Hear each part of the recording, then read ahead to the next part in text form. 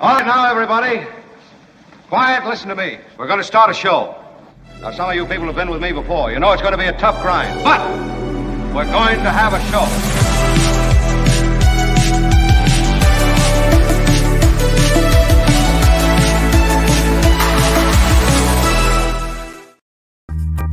Welcome all. It is our Big Friday show. I couldn't be more excited. Fueled by caffeine and hope. That's what I am today. And it's great to have you all with us. Kim is here. Kim, how are you? Off of her big morning show that she does, the Nikki Medoro show. Albert is here off of his big other gig, main gig. This is really just a side hustle to you, isn't it, Commissioner? This is just a little thing that you do on the side, isn't it? Just a side hustle, but it's nice to be back. It's nice to be back for a Friday show, too. I missed last Friday, so I know. You put together, though, a killer Friday Fabulous Florida last Friday, so it's pretty cool. And Albert, as you know, curates Friday Fabulous Florida and has done a particularly spectacular job over the last couple of months. Albert, thank you. So it's great to have the commissioner back. I will tell you that there's a lot going on. It is our Friday show, so we'll get into politics, we'll get into movies, we'll get into Florida, and also some news of romance and SEX. That. Yeah. It's all here. So let's do this. Yeah. I also received some communications, emails, mostly. You can reach us. I've received a lot of positive letters. You can reach us at the Mark Thompson Show at gmail.com. But I kind of don't want to get too caught up in, there's nothing that requires an immediate response. I will tell you next week, we've booked a couple of key guests. Most of the emails are about bookings and suggested guests and whatnot, so we will address those, and we've got a pretty good guest lineup coming.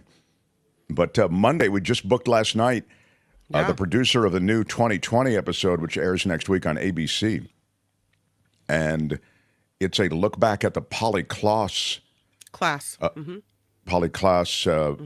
abduction and,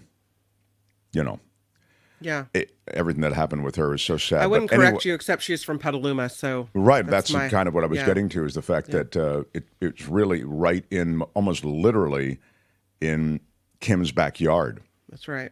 So this sleepy community was affected by this, and it involved the third strike rule and all the rest. But the guy who's coming in not only did a deep dive on this with new information, but he also did the last interview with Jeffrey Dahmer. Ooh. And it's not just that. He did it, I believe, with Dahmer's father also. And there's a weird relationship between the father and Dahmer. And, begin to see all this. Anyway, that's going to happen on Monday. So those of you who are emailing me about different guests and different suggestions, and thank you. Always follow up whenever we can. And we're certainly going to get a number of guests here in the future. We're building out really a pipeline of some pretty terrific guests as the days pass. You know who else I have booked for next week is Dick Bright. Dick Bright is a legend. Dick Bright is Dick Bright ran the orchestra at the Fairmont. He took over for another very famous, the Fairmont, for those who don't know, who just might be looking in from other parts of the country or the world. In San Francisco, the Fairmont Hotel is on Nob Hill, this legendary place. Yeah. And the Fairmont itself is legendary. It's in a bunch of movies. And they had this room where it was really sort of old school major entertainers that were through this room. Everyone from Tony Bennett to, give me another legendary entertainer, Kim. Frank Sinatra. Thank you. And so Bright interacted with all of them as the band leader, and he remained band leader for decades. This is while he was also doing a lot of other things around San Francisco. Not just limited to San Francisco, though. Dick Bright's story extends beyond it. He'll be in next week as well. So, I think we have somebody else booked for next week, too, that I've got to... Anyway, all that's still to come. I'm... The Mark Thompson Show. I'll get to Hunter Biden. I'll get to politics. We'll get Michael Shure and Jim Avila in the second hour to comment on things. what I said about Biden and Hunter Biden is now, there was an article in the Atlantic that said essentially what I said yesterday. And I'll remind you, and it's only just a quick 30-second reminder of summary. I said, look, Hunter Biden has been benefiting off of the Biden name to the tune of millions of dollars. It's not illegal. I don't like it. I think it's a kind of just a sleazy way life works, that if you're connected to someone genetically with the same last name oftentimes, this nepotism will drive you to great heights in politics, in show business, even on Wall Street. So the fact that Biden, talking about Hunter Biden, traded on his name is not a surprise to me. That he implied that there was access to the president. Again, he's a sleazebag, all right? A troubled guy, okay? And it fed this, again, the machine of being connected to powerful people. You know what So told me he- he's a sleazebag is that he had this baby out of wedlock or whatever, this little girl, and didn't acknowledge her for the first 4 or 5 years of her life. That made me think sleazebag city. That's when I lost respect. He doesn't really have, I think, a kind of moral and ethical compass the way the rest of the Biden family seem to. You know, they all seem to sort of be called to public service, or, you know, one was in the military service, and, you know, Biden's been in public service forever. Now, you could look at Joe Biden and go, yeah, he's been in public service, but he's been a corporate tool or whatever. Yeah, that's a different conversation. But all I'm trying to say is that I don't think Hunter was underpinned by a lot of other things in the family. He became a drug addict and so drug-addled that it's possible he was involved in a lot of things that he might not have otherwise been had he been clear-headed. But the point I'm trying to make is he did benefit millions of dollars showering this dude with money just because he was connected to the president of the United States. At that time, by the way, to be fair, the vice president, Joe Biden. And I told you this would be 30 seconds. Now it's like, you know, a minute and 30 seconds. But anyway, the point I wanted to make is this is the downside now of being a Biden and being high profile, okay? Dude, you soaked the Ukrainians, the Chinese, and others for all this money, okay? Again, you might have been troubled, you might have been, you know, and in another way, people might say, well, he didn't do anything illegal. I mean, look at Mitch McConnell's wife. She became transportation secretary, and then a bunch of stuff went into the state of Kentucky. I mean, there's this crap exists all over Washington and all over municipalities across the country. So in a way, he's just doing what is sort of the thing to do when you do have that name. But now, because you have that name, and this is the point I was making, and now there's a big write-up in the Atlantic about essentially just this. I made this point the other day, that you pay the price because there are jihadists who are political jihadists out for you, and now they will make an example of you. So these ticky-tack gun charges, which are associated with filling out a form the wrong way, they become elevated to front-page news because you're Hunter Biden. So the very thing that you benefited from for years becomes a giant encumbrance and negative, and now you'll pay that price.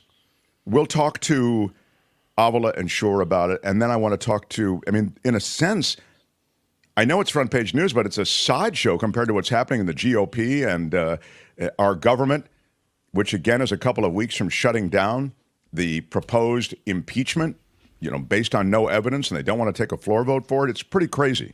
So as Washington devolves and the GOP devolves and Kevin McCarthy tries to hang on to his speakership, all of this other stuff with Biden is going on. And by the way, this is certainly the one thing you can look at and say, Joe Biden had nothing to do with this, right? The gun charges, the whole thing with Biden is, look how Biden's connected to his son, and he was getting back channel money, and it's the Biden crime syndicate. Well, this one charge, or series of charges, I guess there's 3 charges associated with a gun, you've got to say, Joe Biden had nothing to do with that. Yeah. So it's a weird hill to die on, you know. But again, we'll get to that in the second hour. So, The Mark Thompson Show. Can I, before, I need something that's not political, really. So let me get to an affair. Oh. Yes. Married Republican Governor Kristi Noem and sleazy Trump advisor Corey Lewandowski have been having a years-long clandestine affair that has just now come to light. What? Yes, Years it's true. long. Wow. Yes. Were they married to other people? Yes, they were. Well, she certainly was. The Republican governor has been married to her spouse, Byron Nome, for more than 30 years. Not anymore. And indeed, Lewandowski has been married to his wife, Allison, for more than 15 years. Kristi Noem has made family values central to her identity. Nope. She's received awards in the past for championing family values. Hypocrite. She even attended the Iowa Family Values Summit in 2021. What? At an NRA forum in April of this year, Noem touted her relationship with her husband and her family values during a speech stating, quote, "Here today with me is my husband, Byron, who has been with me every step of the way." And to my other side, the guy I've been screwing for the last 10 years. By the way, Albert, if you could scramble a picture of these people, that would be very helpful. I just think...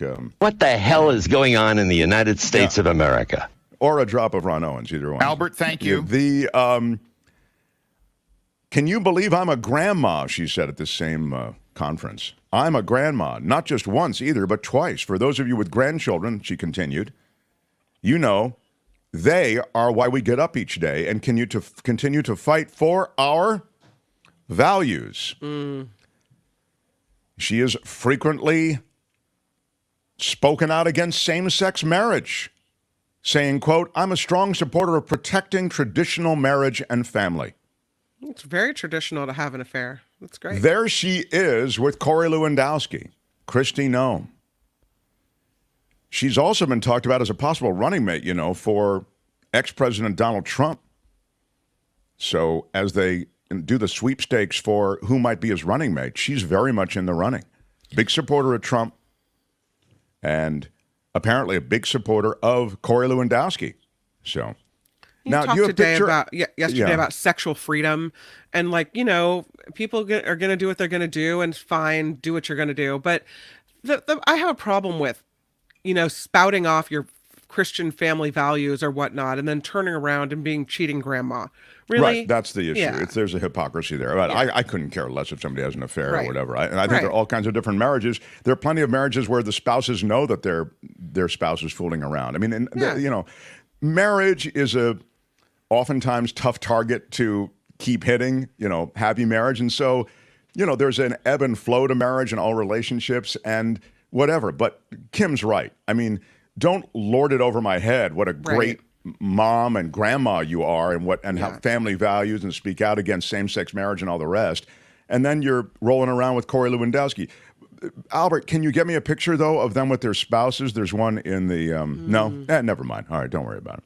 You can Google it, and you can find pictures of their spouses. Yeah. But meantime, and this is how tough marriage is, Hugh Jackman and his wife are splitting up after 27 years of marriage. What? Oh, yes, that's I know. A sad one. I love Hugh Jackman. Of course, who doesn't?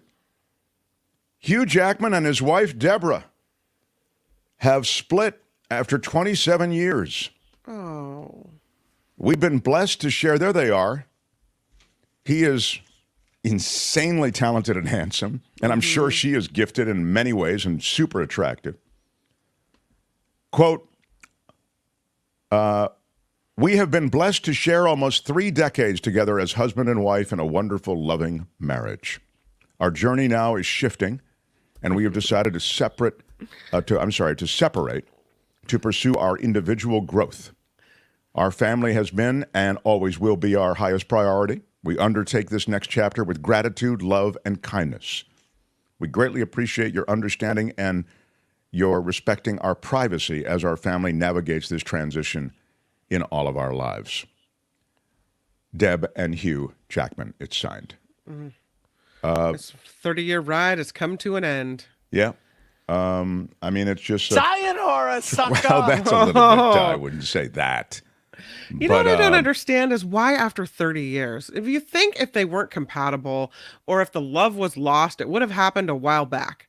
After 30 years, what happened to make you so unhappy that you want to make a change? Because you can't take it one more damn day. That's why. Yeah. All right. I mean, I gave you 27 years. I'm out of here. The Mark Thompson Show. Meantime, in California, we love California. California is a great place. A lot of stuff going on. A lot of different political viewpoints. There's strikes going on in California, as there are in other parts of the country. You know about the auto workers striking 3 plants. Kim will have it in her news. You know about the writers striking. They're not only in California, they're striking in New York as well. You know about the Writers Guild of America being joined by AFTRA SAG on the picket line. So there are a lot of strikes going on. So now back to California and the strikers. Striking workers in California, including writers and actors that are still picketing in Hollywood, would be eligible for unemployment benefits. I love it. Under new legislation that state lawmakers passed yesterday. Mm-hmm. Governor Newsom now facing a critical decision on whether to sign that bill and help provide financial relief to striking entertainment workers and other union members who are walking out during an era of rising tensions between labor and employers in California. This, again, a bill, of course, as you might imagine, strongly supported by labor unions. It would essentially offer unemployment relief, that is to say, compensation for those striking. Now, Kim, one of the things that's interesting about this is under a typical unemployment situation in which you might apply for unemployment and receive unemployment, in order to continue to receive it, you have to show an effort to get other employment, right? Isn't that what you have to do? You have to continue to go in, and that's usually. But I think that they would make it, the rules a little different for us striking workers. You would have to tamper with things. But I kind of like the idea, at least give people enough to pay the mortgage. When you get unemployment insurance, it's often much less than what you were making. Is it 60% less? It's something less. So it's still going to be painful for people. They're still not going to get what they were making when they're on the job. But it's $450 a week. I mean, unemployment. I mean, that's the maximum. I like the idea of at least giving people something to make it less painful, and give them the opportunity to hold businesses accountable. Yeah. What do you think? You can get Am I it wrong? for 26 weeks, I think, up to that 26-week mark, and typically, again, Californians have to meet other requirements like conducting a reasonable effort to search for work, is what they say here. Yeah. So this would be modified, I would presume, as Kim says, when you got to go to the picket line and do all that.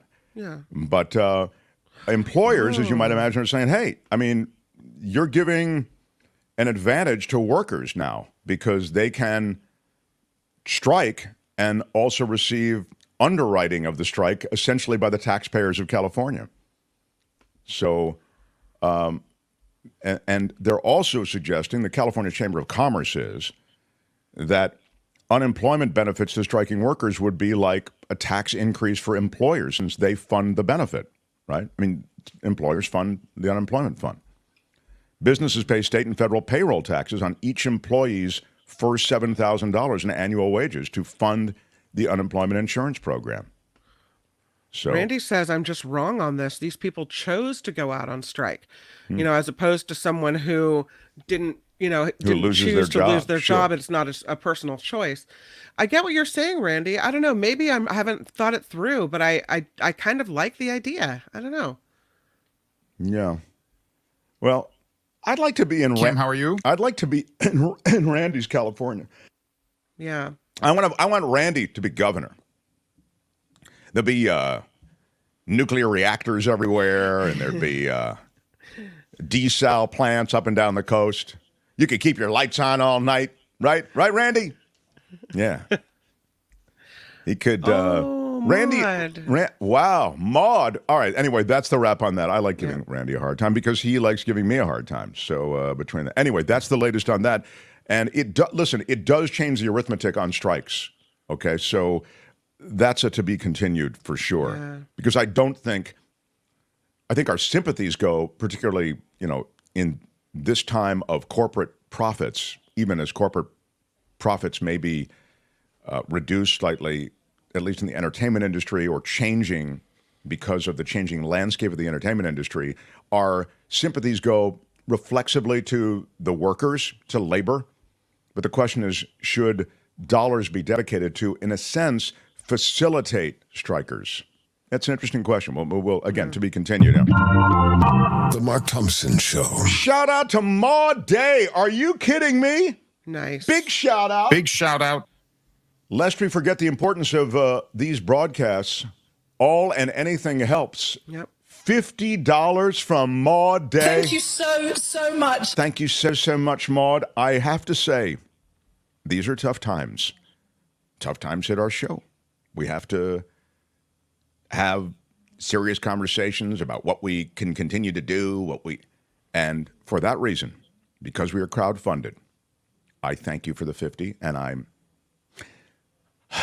not going to cry. I'm not going to cry. I'm not going to cry. I'm not going to cry, but I am close to. I'm not going to cry. I'm not going to cry. I am close. Maud, you're a hero. Or heroine, as we used to say, but I think now it's just a generic, right? In the new America, it's just generic. So you're my hero. Thank you so much. Really do appreciate that. Or thank you so much. Thank you so much. Say it with a British accent. Sounds better, doesn't it? By the way, if you want to join our crew of those who support this show, you can. We love being here. We're not going away, but we do appreciate all the support. Wes with a big shout out. Quick fiver from Wes. Thank you. Wes is a regular supporter and appreciate every little thing. You can also become a Patreon or PayPal supporter, single contribution or monthly contribution on an ongoing basis. And we recognize all of the PayPal and Patreon supporters at the end of every show, because literally you support and make possible every single show. So to become a Patreon or PayPal supporter, you go to the Mark Thompson Show at .com. On Patreon, just click the link and make it happen. The Mark Thompson Show. The Mark Thompson Show. I also, Albert, in addition to the affairs and the split ups, I have a law and disorder. Albert, can you rally me, the law and disorder? Yep. Okay. We like to check in. Again, if you're just joining us, we'll do the politics, and we'll get into it heavy with Michael Shure and Jim Avila in the second hour. But right now, let's check in on the law and disorder situation. In the criminal justice system, the people, pimps, addicts, thieves, bums, winos, girls who can't keep an address, and men who don't care, are represented by two separate yet equally important groups. A cop, a flatfoot, a bull, a dick, John Law. You're the fuzz, the heat, you're poison, you're trouble, you're bad news. These are their stories. There's a lot going on, friends. We'll start in Oakland. Oakland losing out on millions in a grant to fight retail crime. And the reason that Oakland is losing out on millions in this grant to fight retail crime is because they missed the application deadline. What? The city of Oakland has lost the chance to receive millions of dollars to help fight retail crime because city officials missed a deadline to apply for a special state grant. Oakland City Council member Noel Gallo says the city is currently suffering through multiple crises, the worst he says he's ever seen in his lifetime. By the city administration making excuses, this is a quote, that we didn't apply on time or submit the proper paperwork, that's just an excuse that the residents and businesses are not going to accept. State officials say Oakland blamed their late application on a technical issue. A spokesperson for the city says they are reviewing everything that went wrong to try to prevent something like this from happening again. Wow. I mean, that's a bit... My bad. I'm sorry. Yeah, it's millions of dollars. Come on, guys. At a time, you're talking about the crises, at a time when you might get some relief for these crises if you did something.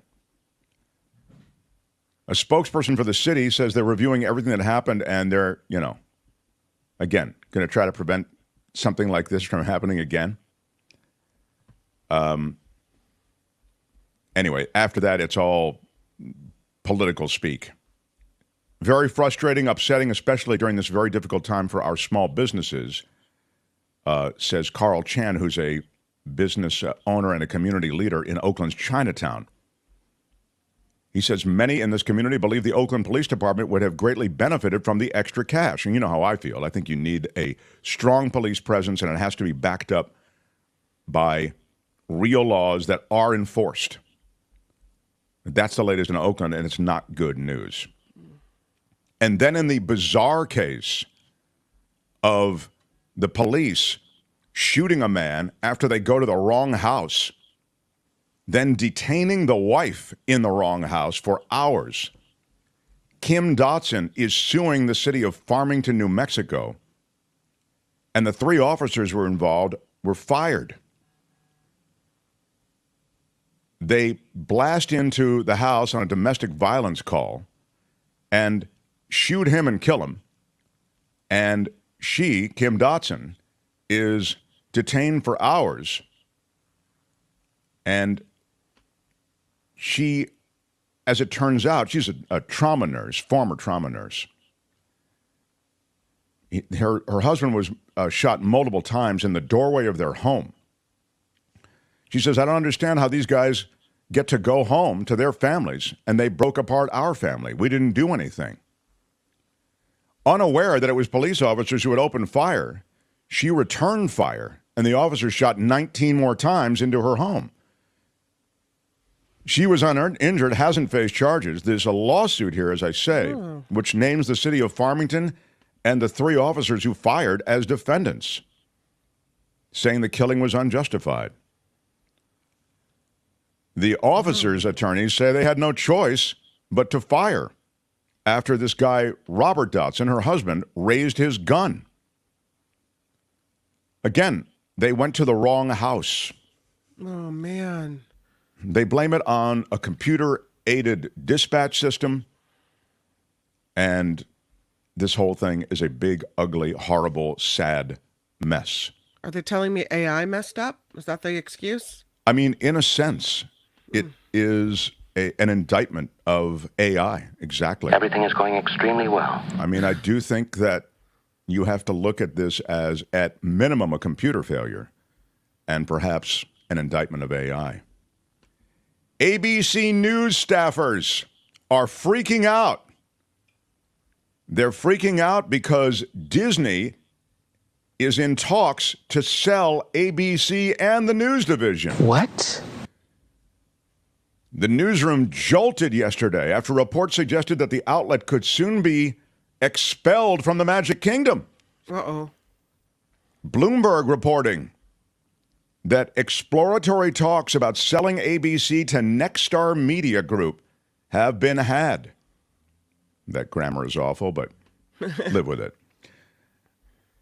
In conversations with more than half a dozen people inside and around ABC News, it was made clear that a feeling of dread and trepidation, which is a ding word cleanly, is washing over the outlet. That's ABC News, as they face the unknown. Everyone is freaking the F out, one ABC News staffer said. It's all anyone at work is talking about, another said.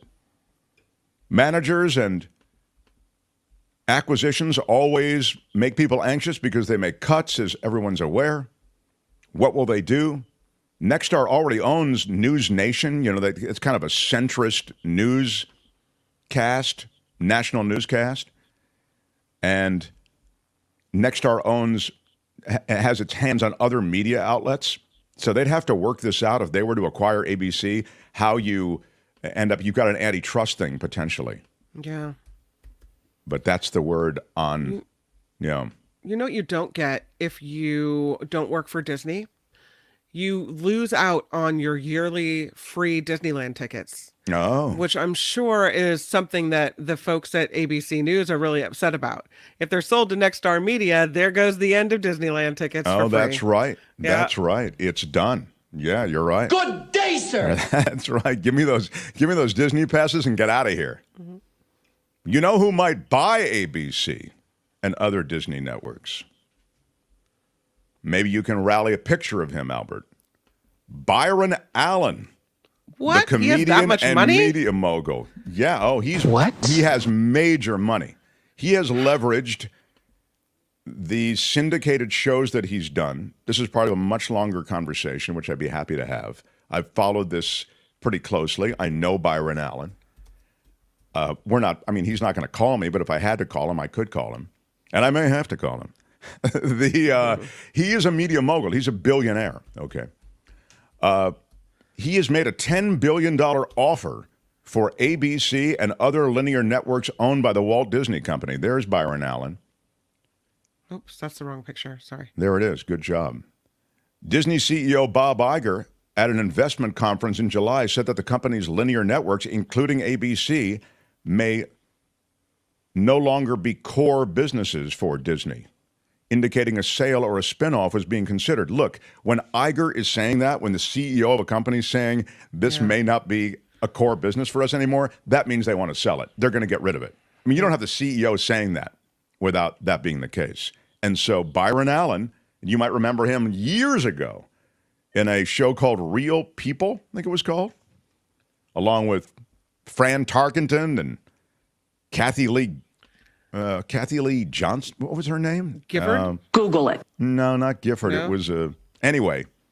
But he's reconstituted himself as the real thing. How does Byron Allen have that much money? As I say, he leveraged a lot of that syndicated programming that he did. You know, syndication can be very lucrative, and his stuff was carried by many, many stations, I mean, hundreds of stations around America.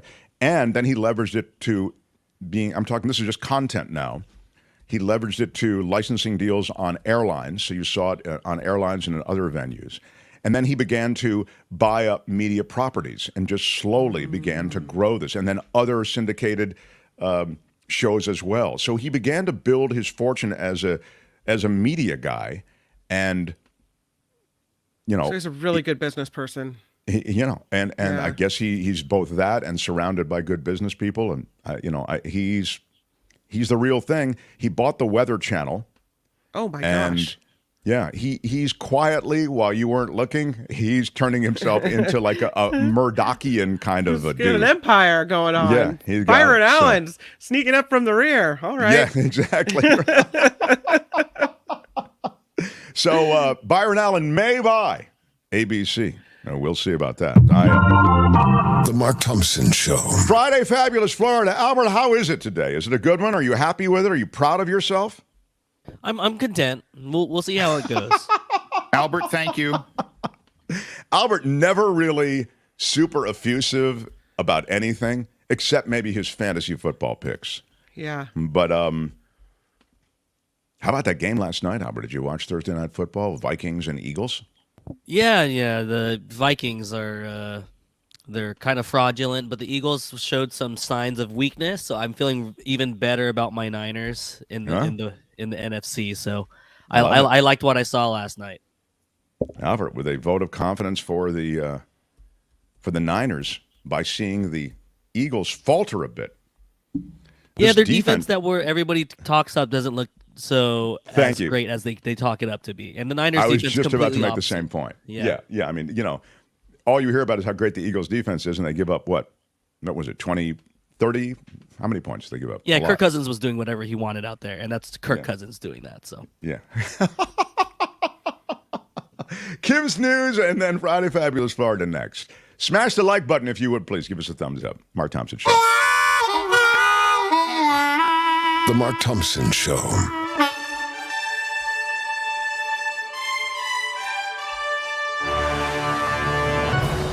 Oh, on the Mark Thompson Show, I'm Kim McAllister. This report sponsored by Coachella Valley Coffee. Twitter turned over at least 32 direct messages from former President Donald Trump's account to special counsel Jack Smith earlier this year, all part of the federal election subversion investigation. In trying to make a case to get access to these messages, prosecutors specifically argued Trump posed a risk of tampering with evidence. So the unsealed filings shed new light, apparently, on the extent of the special counsel investigation into Trump's efforts to overturn the 2020 election. Much of the content, of course, played out publicly, including on Trump's Twitter account. President Biden says striking United Auto Workers are deserving of a new deal. Speaking at the White House today, the president said workers have not been paid fairly and that they deserve a fair share of car makers' record profits. The auto workers' strike against General Motors, Ford, and Stellantis went into effect this morning after the current contract expired at midnight. Now, it's just three plants there. I mean, I shouldn't say just. I know it's a lot of people, but it's the three plants. Specifically chosen, right. Yeah, okay. House Speaker Kevin McCarthy battling a group of Republicans led by Florida Congressman Matt Gaetz to avoid a possible government shutdown. I don't think they're going to avoid it, but Congress has until September 30th to pass a number of spending bills, or they can pass a short-term funding measure. Matt Gaetz and other hardline conservatives are demanding deep cuts in top-line spending. They have threatened to oust McCarthy as Speaker. Yesterday, McCarthy got really mad. He said the F word toward all these people. You want to beep, oust me? Then go ahead and file the paperwork. Wow. All of a sudden, he's a tough talker after kind of, as you said yesterday, bending over in every way to try to accommodate the extreme right of his party. Bending over this way, bending over that way. Well, no, apparently not so much. The Hispanic Caucus, Congressional Hispanic Caucus, I should say, is receiving a not-so-warm reception as it tours facilities used to house busloads of immigrants. Democratic New York City Congresswoman Alexandria Ocasio-Cortez shouted down by a few New Yorkers upset by the recent immigration surge, pulling resources away from schools, they think. AOC says the White House needs some help on this one. A jury has acquitted the last three defendants in connection with a plot to kidnap the governor of Michigan. 11 others had previously been charged in this kidnap plot. 9 of them were convicted, and it looks like, again, the last 3 to be tried have been acquitted in this kidnapping case. So, that was I don't know the details of this, but they did convict a number of people. It was unclear to me why they acquitted these other 3. A lot of the stuff with this case, you remember there was really an assassination plot against her. It was serious. And a lot of this was associated with staking out her home, trying to learn her hours. It was that kind of thing. So everyone who did that was involved in this case in one way or another. So I suspect that this might have had something to do with that, this sort of surveillance of the governor. Yeah, the last 3 to be tried and acquitted were they're allegedly accessories to the right, case, so they'd fall into that category in some way. Yeah. The Carters, the grandson of former President Jimmy Carter and former First Lady Rosalind Carter, says the couple is now coming to an end. Jason Carter telling USA Today yesterday that the former first couple are together, they are at home. They called it really a perfect situation for this time in their lives. The former president entered hospice care earlier this year, while Rosalind Carter was diagnosed with dementia in May. Their grandson said the President Biden continues to communicate with his grandfather. October 1st will mark the former president's 99th birthday. But yeah, his grandson says they're coming to the end. That's so sad. I mean, end of life is sad. 99 years old. That is a long, long, beautiful life. Yeah, it's still, no matter how long it is, it's still difficult. The Jewish calendar flips to the year 5784. It happens tonight at sundown. Rosh Hashanah, yeah, it is the Jewish New Year, and it begins the High Holy Day, is also referred to as the 10 Days of Awe. The High Holy Days conclude with Yom Kippur. You say Yom Kippur or Kippur? The Jewish Day of Atonement. And I guess these are some of the traditional foods used during the Rosh Hashanah celebrations. It's a sweet New Year. So they like the honey and the apple. Yeah. What did you say it was also? There's something else about it? It starts the High Holy Day is Rosh Hashanah. Right. It's called the 10 Days of Awe. Yeah, the 10 Days of Awe. I never heard that before. And the Holy Days conclude with Yom Kippur, which is the Jewish Day of Atonement, which I think is really nice. Yeah, but the 10 Days of Awe deserving of a like button smash. I'm just saying. Your iron rod. Yeah, give it to me for the 10 Days of Awe at least. Right. Hit me with a like. Right. I mean, as well we should. Thumbs up. It's interesting. 5,784. That's the year. Yes, it's the Jewish calendar. It goes back before the birth of Christ. We're on the Christian calendar, right? Which is, yeah. But that's, I like the 10 Day of Awe thing. I very much like this, and I want to apply the 10 Days of Awe to this show. I want us all on the 10 Days of Awe, all right? I'm announcing this now. I think that, we think that many people, we being, people that aren't Jewish, think of Hanukkah as the big Jewish holiday, but it really isn't. I think this is a much bigger deal, right? Yeah, these are the high holy days. Are you kidding? Yeah, the 10 days of Hanukkah awe. just got, how much bigger can it get? Competition to Christmas or something. But I'm officially announcing, Albert, the 10 Days of Awe that we are observing here. I want a full awe from all of you. A major announcement. That's right. This is all of you who observe the 10 Days of Awe will receive the rod of equity and mercy. That's what I can offer you. So, that's what we're doing? That's our big to-do? Yes, it is. Okay. And that's a very big to-do. And do not mock it. If you insist, let's talk about the writers. Both sides in the Hollywood writers' strike are agreeing to resume talks now. The Alliance of Motion Picture and Television Producers says it's working to schedule a meeting next week.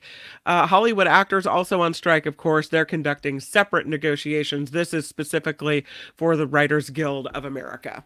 So, yeah, hopefully there'll be an end to that soon. A quick follow-up story. MGM Resorts dealing with a weekend nightmare, telling guests to expect long check-in lines after a cyber attack. Oh no, the reported attack took place a week ago. The company's shocked, I say. Yeah. The company's still dealing with offline ATMs and gaming machines, and worse yet, its mobile app is still down. Caesars Entertainment says it was recently the target of hackers. They reportedly paid $15 million in ransom. Yeah, and now they MGM paid the ransom, is exactly.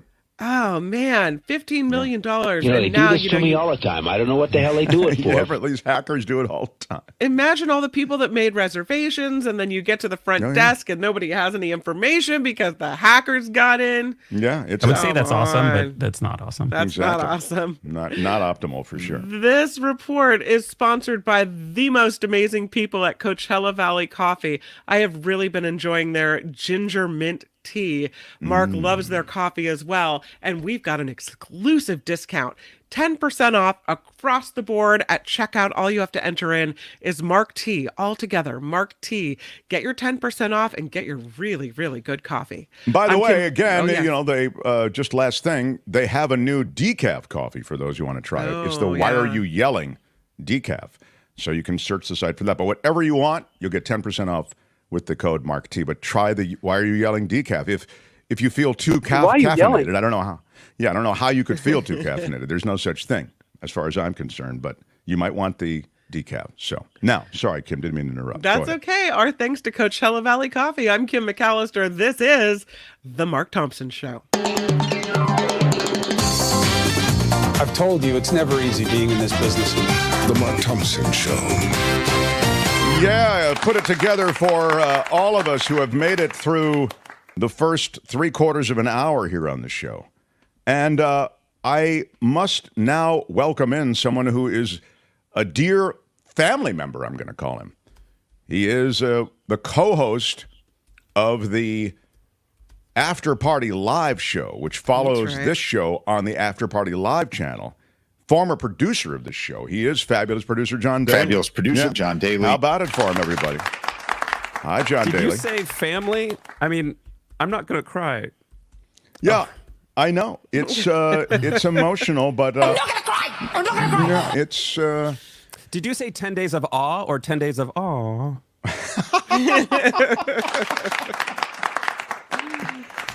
Look, the point is... We're feeling good for 10 days. Can we not just suck it up for 10 days and feel good around here? That's all I'm saying. on board. It's fantastic. All right. Albert has curated yet again another offering for Friday Fabulous Florida. John, thank you for joining us here. And without any further, unless there are objections from Kim or Albert or John. All right. This is Friday Fabulous Florida. It's time for Friday Fabulous Florida. There is a gigantic alligator in my kitchen. A look at the weirdest stories from our weirdest state.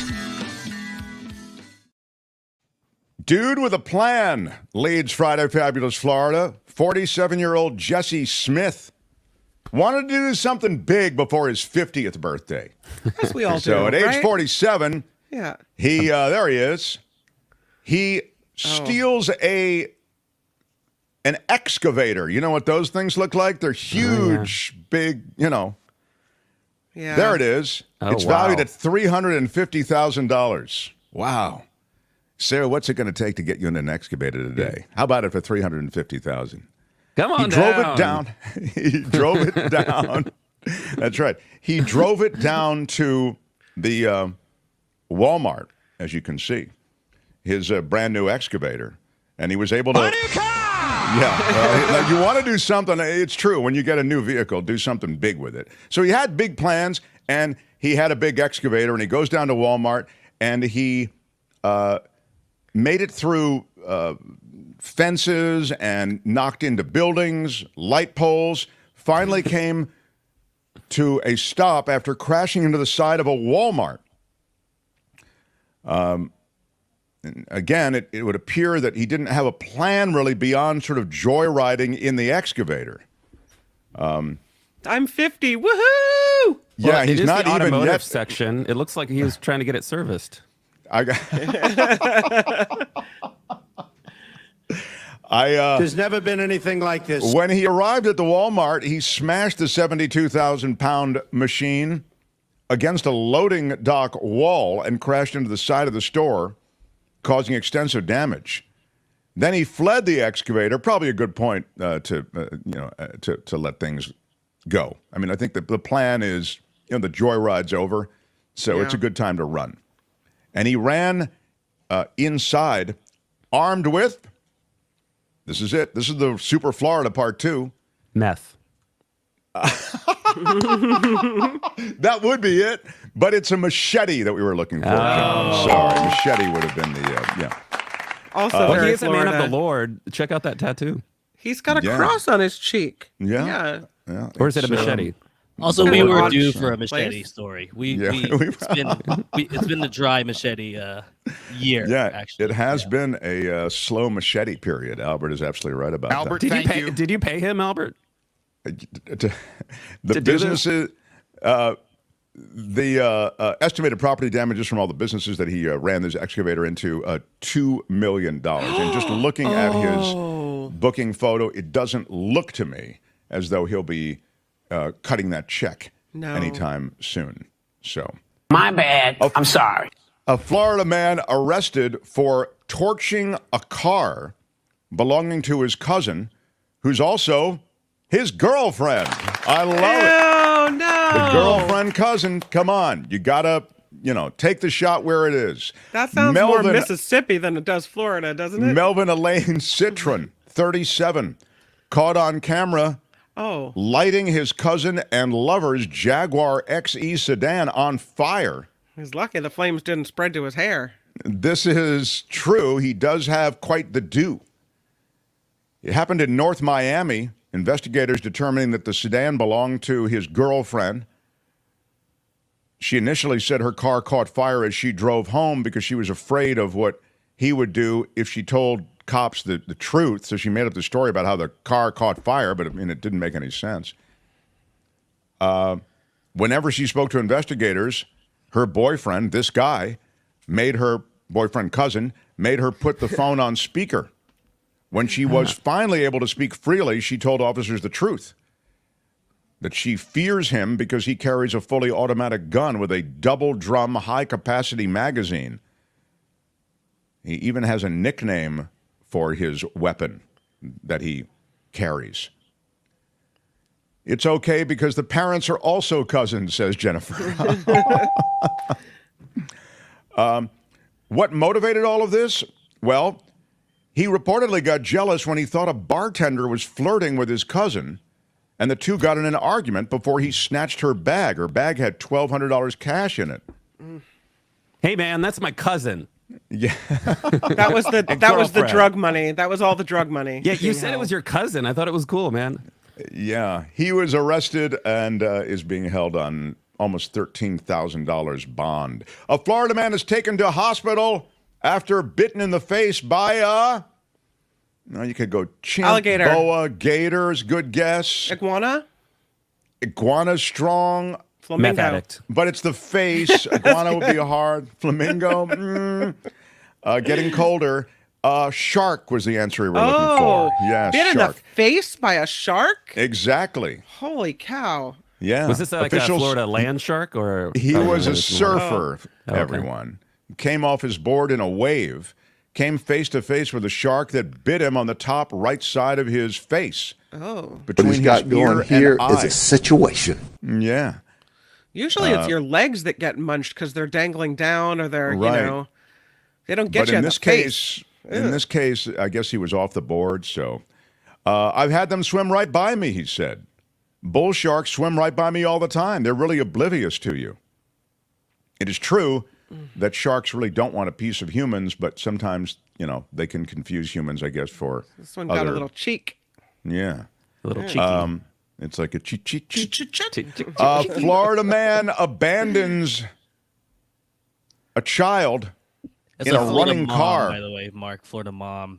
Oh, sorry. Yeah, I know you're used to seeing Florida man, but yeah, this actually says mom. Oh, thank you. You're absolutely right. Thank you, Albert. Thank you. Yes. A Florida mom, which only makes it more reprehensible. Yes. And why it's risen, perhaps, to the level of making Friday Fabulous Florida. A Florida mom abandons child in running car to go, if you guess swimming, yeah. When you got to go, you got to go. Mom Swimming. of the Year award, yep. A Florida woman reportedly abandoned her child in a running car while she swam in the water. The sheriff's department responded to a call around 10:30 in the morning at Captain Khan's Fish House in Lee County. You know where that is, John. Oh, yeah. Captain Khan's? Yeah. That's in the mini mall, which is about, I think it's like a half mile from the Whole Foods. According to a witness, 41-year-old Allison Sarah Doherty parked her car near a local pier, turned up the radio volume, jumped into the water, and swam for 20 minutes, all while her child was still in the car. What? Maybe she's going through some type of menopause and had a serious hot flash. Well, she definitely is going through something. She had the air conditioning on in the car, so it's not as though she left the child in a hot car. But people were shouting at her as she swam. And they were shouting that there were fishing hooks and sharks in the water she was swimming in. Oh. She yelled back, "I don't care. I want to get hooked. And I want to meet sharks." I want to meet them. A staff member I guess she couldn't wait for the meet and greet. Cheek to cheek. A staff member at Captain Khan's Fish House said that they saw the woman and her son 3 times that week at the restaurant and that she seemed to be acting oddly. She is now... I'd be willing to bet my lunch that there's alcohol involved. The difference in response between Florida here and San Francisco. You can't even get them on the phone if someone's stabbing someone. Here, they've got the helicopter up in the air. Yeah. John makes a very good point. Yeah. Leaving the kid in the car, please. What are you bothering us Get the for? helicopter out. Yeah. Maybe call us if someone's injured. We have. Yeah. If they've been shot more than twice, we'll respond. Call us when they're bleeding from the eye socket. That's Please all we need. hold. Press 1 if you've been the victim of a violent crime. 911 You've reached the will be San with Francisco you Police Department. Right. in the order of the calls received. Yeah. Anyway, she's been taken into custody, and they're working it all out. Nothing good is happening. A Central Florida woman left her son, 11, alone with... a shark. A meth addict. This is likely unguessable, so I'm just going to tell you. A criminal? A felon. With a dead man. Oh! Wow. Yes, that was what we were looking for. Again, That's not fake. That's real. 32-year-old Amy Kemper checked into the Hammock Beach Golf Resort and Spa in Palm Coast with her son and encountered 2 older men. Supposedly, Kemper engaged in drug use with the men while her son was present in the room. Oh, that's so sad. She also had intimate encounters with both men. The Before dead or guy? after? I was waiting for Kim to react to that, but she didn't. Yeah. That's so sad. That's so wrong. She had sex with a dead guy?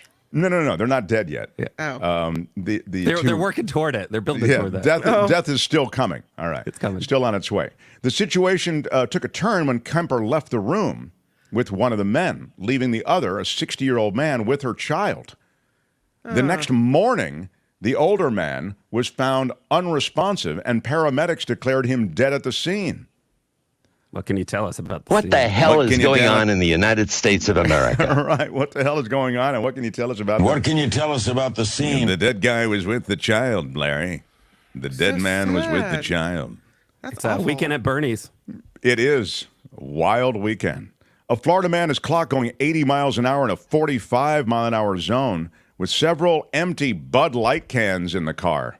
80 and a 40? God, you could do better than that. Yeah, that song wouldn't even move the meter here in California. The 33-year-old was stopped about 2 miles away from his home. You want to show the mugshot, Albert? It's, I don't know. He's looks like a, Oh. Looks like a disciple. He was swerving. He does have a sort of biblical look to him. He was swerving several times, and This is a word from the Lord, and he's not happy. I wouldn't think. The Lord doesn't like a lot of swerving. Have another beer, Jesus. Yeah, didn't stop at stop signs. Again, they wrapped him up, and he is in custody. But the thing that was notable is that he had the Bud Light cans there, the empty ones, right there in the car. So, the entire caper was all right there when the cops arrived. A Florida dude threatens police with a knife. Yeah, he was stopped, and he shouts at police and threatens them with this knife. The suspect was being searched, canine unit, and essentially, why did they stop him, Albert? Some kind of, I don't know why. He was being searched anyway, and they did discover a knife on him. Canine unit, did they have the helicopter?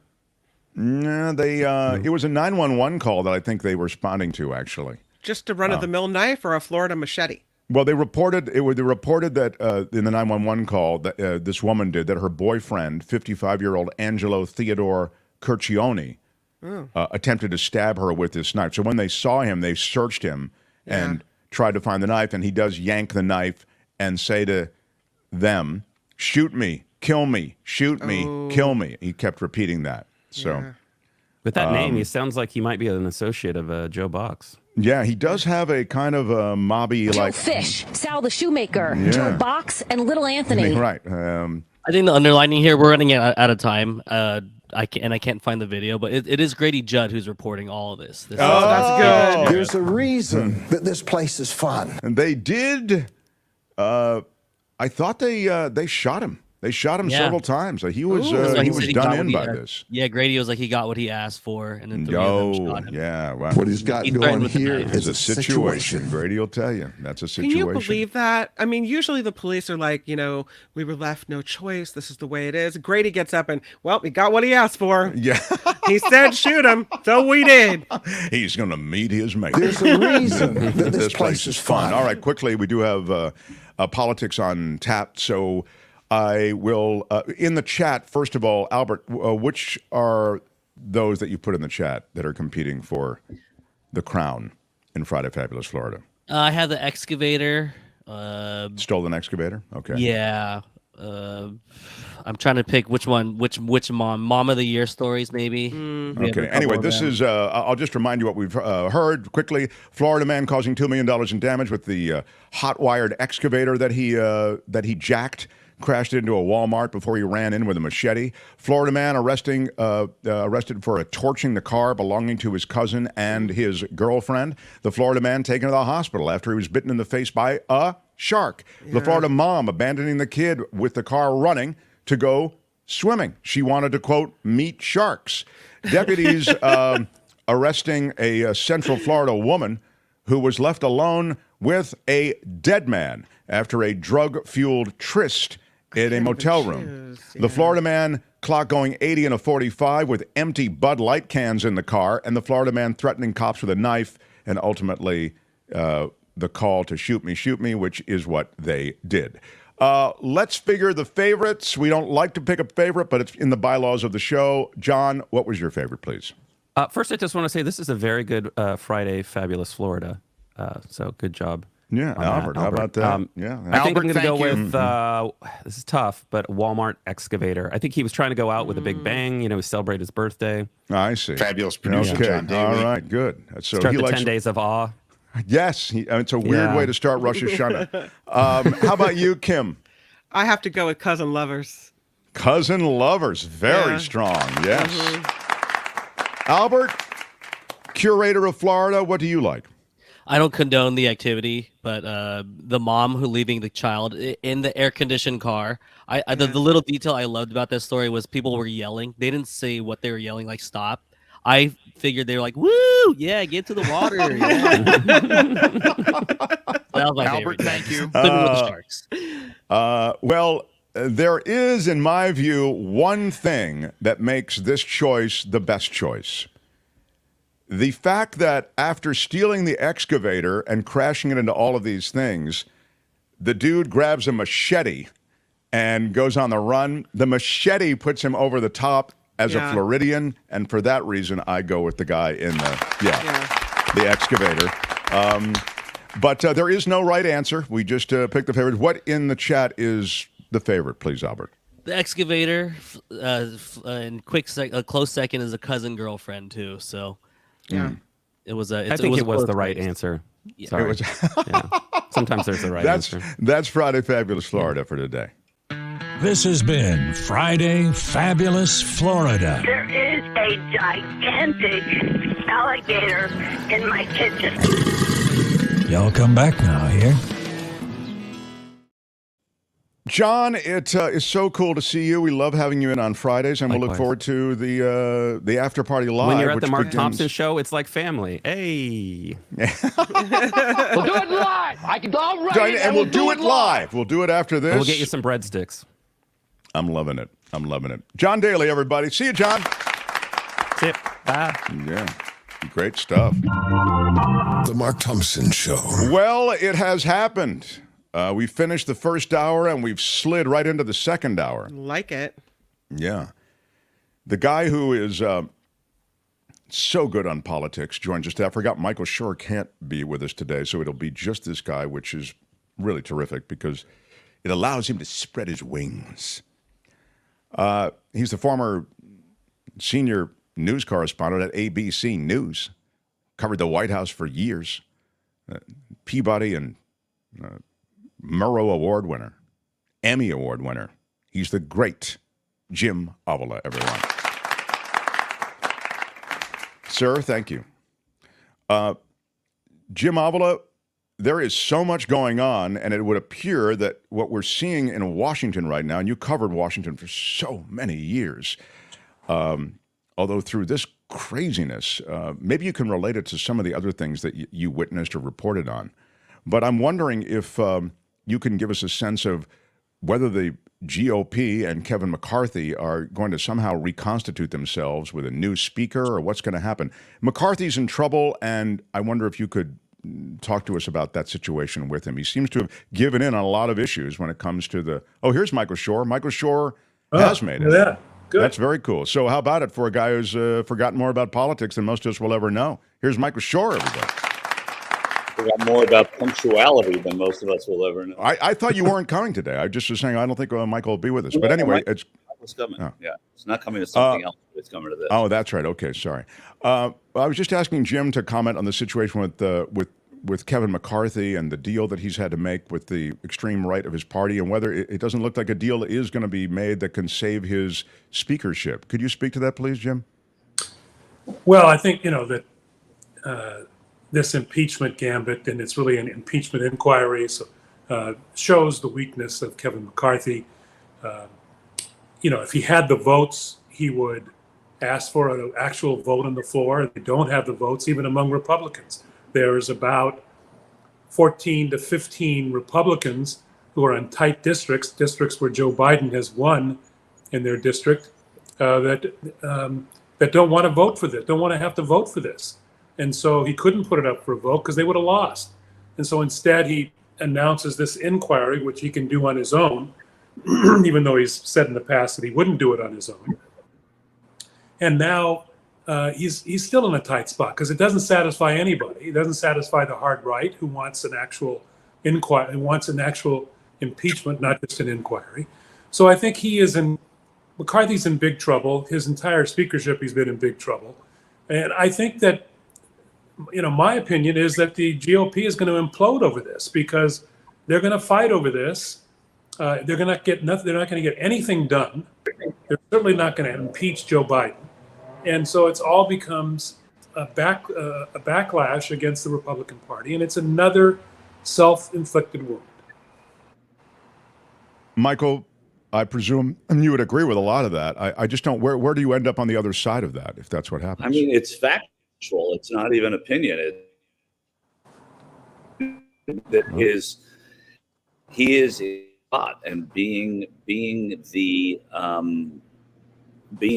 Speaker of the House in this Republican caucus is a really, really impossible job, and that's a job he has to do now. And it's that there aren't enough moderates for him to have to stick through all of this, and because of that, and because one of the concessions he made when he was made Speaker on the 15th or 17th vote in January, one of those concessions was that he was going to allow them to basically have an up or down vote on his speakership. And that's what when he screamed profanities at Matt Gaetz from Florida, and he said, just have the vote on that, and that's what he was talking about. And listen, it's not an easy job. He got the power, but in a sense, he's powerless. So this is something in the chat from Karen. So who steps in if McCarthy steps out? And then it suggested also, is the new speaker Matt Gaetz? Ricky, who says? No, I don't think someone from the Freedom Caucus would get it. I think somebody who the Freedom Caucus likes might get it. So I could see somebody, as I'm sitting here thinking, I don't know that Elise Stefanik is that person. She's in leadership. Steve Scalise, certainly not. Maybe someone like Brian Mast of Florida who can kind of bridge the two a little bit. Maybe somebody who is far to the right of McCarthy, but maybe one of the sort of mild Freedom Caucus, even though that's an oxymoron. Someone like Morgan Griffith from Virginia. It remains to be seen, but I think that they're going to need to find somebody who they can definitely get consensus with. Jim, they're looking at a deadline also, aren't they, on funding the government? Yeah, they are, and that's that's going to blow up as well.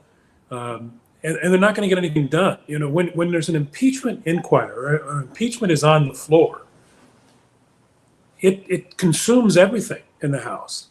They're going to be involved in this 24/7, so they won't get anything done.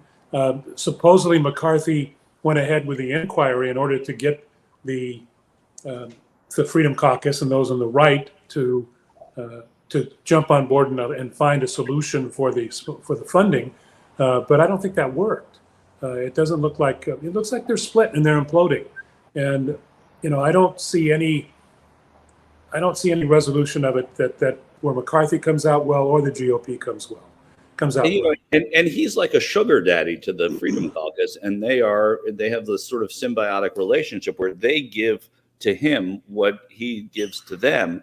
But it doesn't really help McCarthy at all because he can't run the House in that way. It helps them, and if they get rid of him, then it remains to be seen who would step in and who would be there after he was there, like the listener asked. Because that person is going to still be up against the same kind of challenges. The other name that I heard, which is bizarre, is James Comer. I've heard is also possibility, but he is so damaged, and for those on moderates are really angry at them for doing this because it's put them in a very difficult position to try to win re-election. Also, Comer has some baggage. Back in the 90s, he was accused of beating up his girlfriend and in college, and during that scandal, that was a huge scandal that caused him to lose the race he was in at the time, which was for governor. And if he becomes a candidate for Speaker of the House, all that comes back. So it's Jim there? Is it me? Yeah, it's interesting. It sounds like there's such disarray, and yet that you got the headlines you wanted if you were the GOP around Hunter, and you want Biden's scandal however you can get it.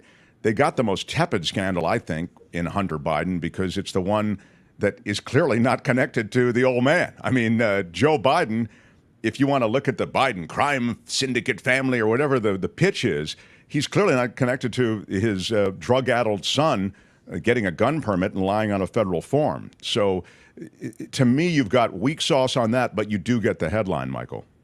Well, you get the headline, that's what they're after. But, it's a microcosm of the Republicans nationally, what's going on in the House, right? I mean, they have Trump, and Trump is like the Freedom Caucus, right? He makes all the moderates scramble, try and figure out what to do. They have to support to some degree, or else their constituents are not going to be happy. And then it splits the party. So the party is split nationally, as we've seen in polling for the presidential race. It's split in the Congress to the point where Kevin McCarthy is holding on to a threadbare speakership right now. And then you look at it and you realize that there's no way out immediately from this problem. And then if Joe Manchin, let's say, were to run for president as an independent, that would hurt Trump as well, and that would hurt the Republicans, and it would expose their divisions because many of the moderates would probably vote for Manchin. I mean, that third-party candidates don't ever get as many as you think 13 months before the election they will get, but he would get something.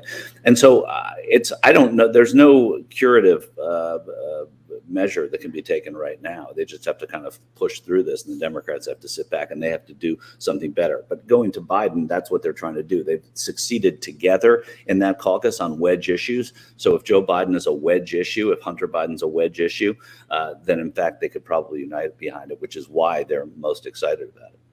Well, the big problem though is, Michael, is that there was nothing new that came out yesterday. No, of course not. The headlines are all there, but all this is baked in already. Those who think that Joe Biden is corrupt, 35% who support Donald Trump and listen to that baloney, they believe it just as much as they did. The ones who support Biden don't believe it because nothing new came out. And either in the impeachment part or in the Hunter Biden part, we already knew that he filled out a form saying he was not a drug addict and bought a gun. We already knew that already. In fact, the government knew that already and reached an agreement to let him go. So right. None of that is. It doesn't matter. I mean, they hammer this stuff home constantly. Nothing changed from the beginning of the Benghazi hearings to the end of the Benghazi hearings, but saying Benghazi every day sows some kind of doubt in independent voters the way they do it with Hunter Biden. Look what they've just done today, right? The Pentagon is now going to investigate the exit from Kabul, from Afghanistan, because the Republicans have been pressing them to do that. So as soon as what do? You point to the two biggest weaknesses of Joe Biden publicly, Hunter Biden and the Kabul exit, the Afghanistan exit, and you bring those up before an election year, that what they're going after there. Yeah, but I think it's desperation. I don't think, I think the problem with that they have is that the cake is baked on the two sides, and the independents haven't been shown any real evidence. They're waiting for some real evidence that Joe Biden is somehow connected. Now and they haven't gotten that yet. They keep saying this Biden crime family. The most that Joe Biden ever did was probably stupid and going to meet with his son when his son is having lunch, at the Palm in Washington, D.C. with these other people, with the people from either China or. I believe it was Cafe Milano, but. Oh, could have been Cafe. Yeah, I've been to both. They're both very nice in Washington. The Cafe Milano has this dish. What's the favorite spot of the Biden crime family? Do they like the Palm or do they like the Cafe Evidently, they like the Cafe Milano. But, tell me the dish at Cafe Milano. It's the pasta that they serve in the cheese wheel. It's just, it's just great. Yeah, there's never been anything like it. I don't think there's never been anything like this. That's right. Yeah. But my point is that the independents haven't been shown anything new, and until they are, that's not going to sway the vote. I think that it's tight. I don't think it's going to remain tight. I think as Trump continues to go through the real evidence of his corruption and crime, that the independents are going to sway more and more over to the Democrats, and it's going to be an anti-Trump vote, not a pro-anybody vote, including Biden. Right. Well, why then does this troubled party that you just described, GOP, unable to really manage their own House, not really able to pass any meaningful legislation as suggested, and held hostage by all these different coalitions within the party, why then is there sweat about the upcoming election to the point they feel Joe Biden shouldn't run? I mean, you're getting that from Mitt Romney, who just announced that he's leaving, and he kind of, with a, on his way out, and he's not leaving for another year, but on his way out, he's saying, what's that, The Michael? simple answer is Hunter Biden's not an issue, but Joe Biden's age is an issue. It's an issue to Democrats. It's an issue to Republicans. It's an issue to voters who don't want to admit that it's an issue to them. So that's why. I mean, it's not because they're cowering in the face of Trump by any means. I don't think that informs this apathy or hesitancy. But I keep hearing how Trump can't win and Biden will win. So you want to change top of ticket to somebody, I don't know, who do you want? You want Amy Klobuchar and then, all bets are off? Or do you feel that anybody could beat Trump? Is that where we are, Jim Avila? I don't feel that anybody could beat Trump. I think if Biden's not in the race, Trump might not be in the race either, and then it's a different, back to square one-ish type situation. Again, that's many carts before many horses. But I don't know. I don't back think to square one may not be a place that the Democrats want to be. I think Trump will not win the presidency, and I don't think of the Democrats. I don't think anybody can lose to him. But again, a lot can happen with both candidates at the top, and I'm sure Jim has something. Yeah, I agree. I think that, look, I think Amy Klobuchar would be a better candidate myself. I think that she would appeal to the swing states. I think she is smart, thinks on her feet, would be great in the debate, would be a woman, which is what we need for, since men have messed it up for so long. So I think she'd be great. But the problem that the Democrats have is they really want to beat Donald Trump, right?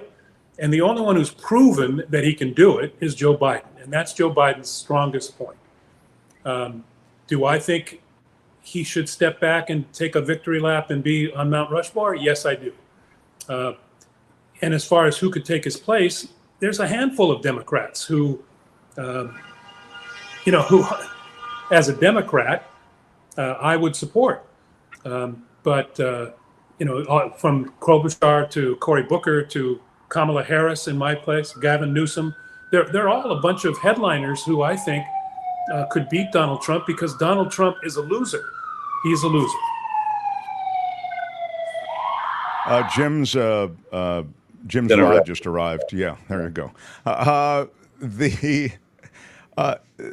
The wide open nature of the Democratic field is interesting to me, given the fact that there is this loud drumbeat for Biden to step back, Michael Shure. And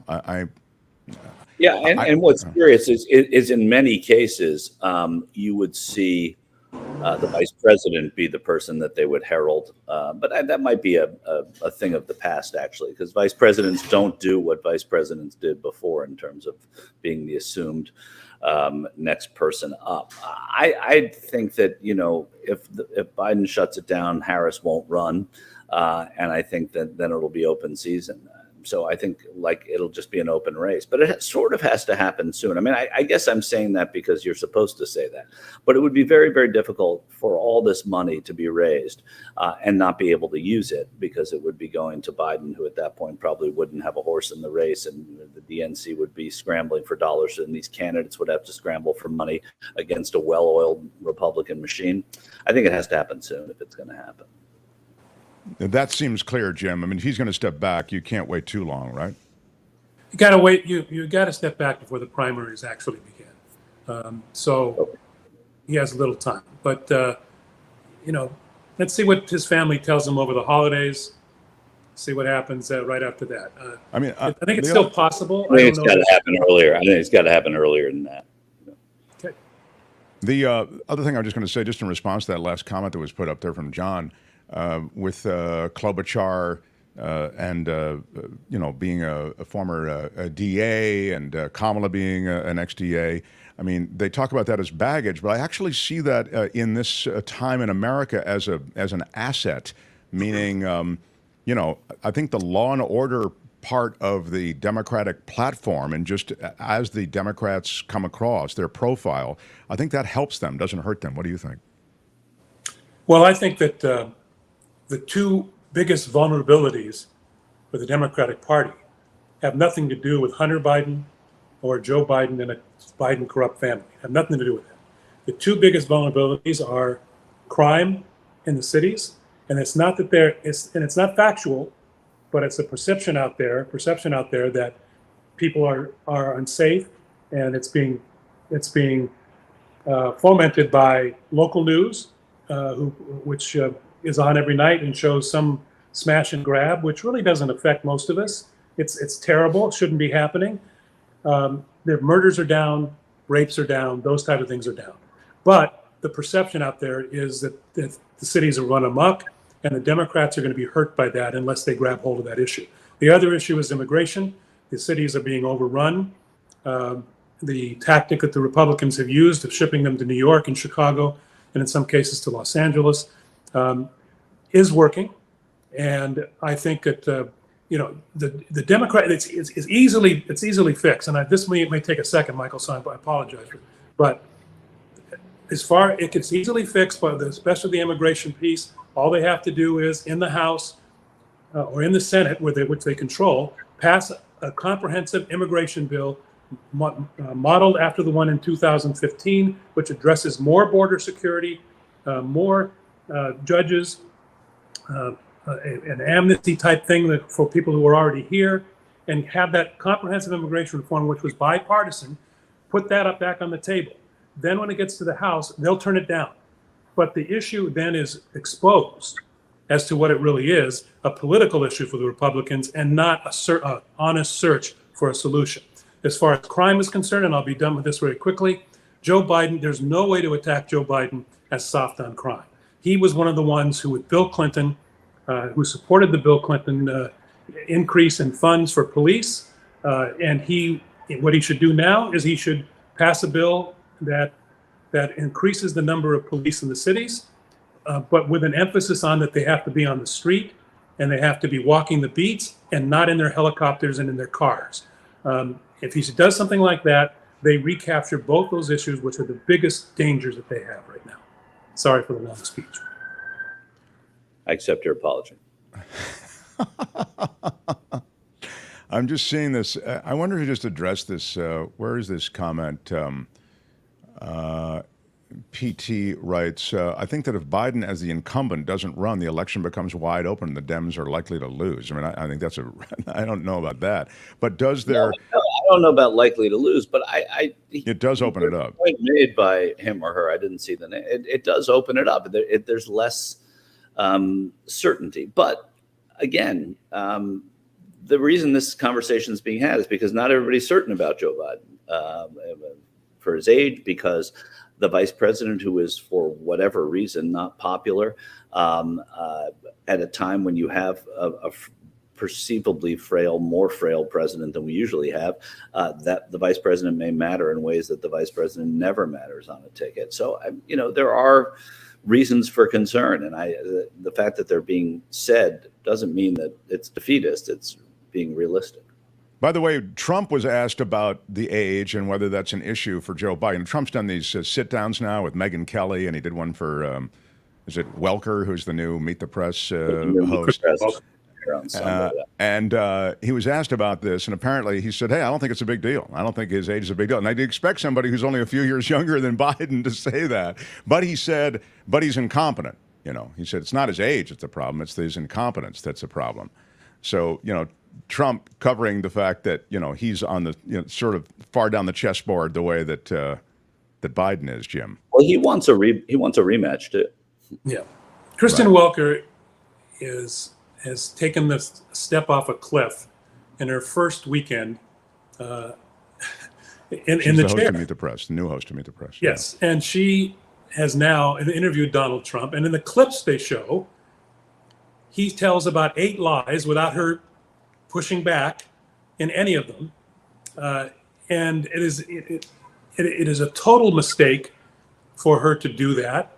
And unless she was going to, she needed to do something. She needed to stand up to him and make him walk off the set.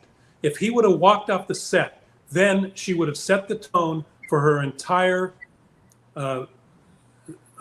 regime at Meet the Press. Now, she's just like Chuck Todd. It's just Chuck Todd in a different outfit.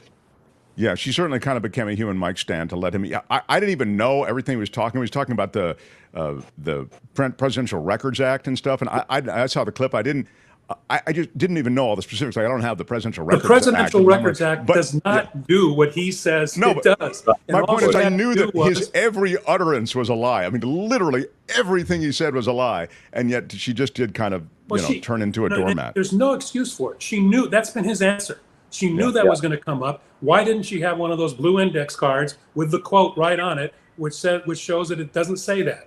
It's just inexcusable. Yeah, I don't know that these. It's all about access. These various hosts of Meet the Press and beyond. He's one of the ones who was at that dinner with the. Yeah, that was. He went to dinner with all the Trump people at. With Miller there and all the rest of them. In Iowa. Yeah. The night of the debate, we talked about that. The head of CBS News, I think, was there. It was crazy. It was like a. Someone just wrote in about calling it ageist, I guess. Right, the Lady Beatrice. Yeah.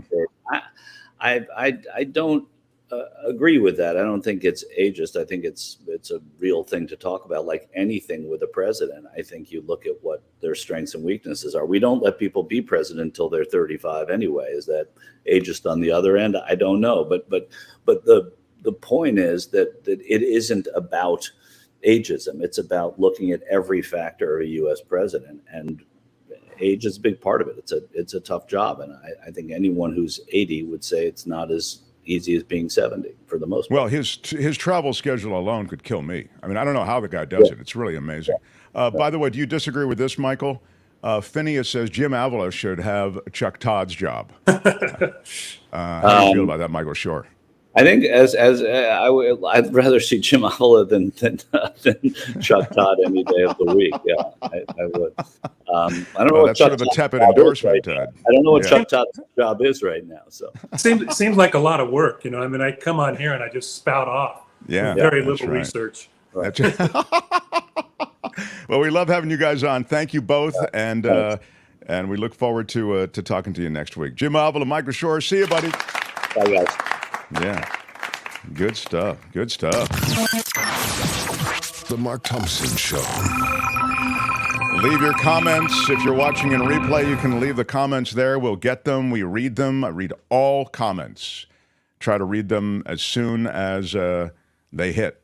So if you're watching in replay, please leave any thoughts you have. And if you want to reach the show, we're the Mark Thompson Show at gmail.com, and I can pass on any thoughts you have and opinions you might have to either one of those guys. Kim? Yes? News, I think, awaits. Okay. And then the Culture Blaster, what to watch this weekend. I like it. I'm a few months behind on my viewing, Kim. What have you been doing? No, I don't know. I guess I haven't been watching a lot of stuff, but I did see the latest Indiana Jones movie this week. Mm-hmm. Yeah, I really like that. In the big movies or at home? No, I should have. It would have been great there. All but right. I saw it on the big Mark Thompson Show screen. Okay. Yeah, in the living room. But it was pretty and I watched the featurette, the documentary about it, and it was pretty great too. And that's something that wouldn't have been available in the theater. But it wasn't so bad. I thought it was a pretty good one. And that's what exactly what the Culture Blaster said. He said it's not bad. He said it's not not the greatest, but he said it's pretty good, and it honors the legend of Indiana Jones, etc. But I just saw because it's available to stream. So anyway, the new movies that are out to stream, shows as well. It's all with the Culture Blaster next as we continue. But first, we'll check in with Kim on some news. The Mark Thompson Show.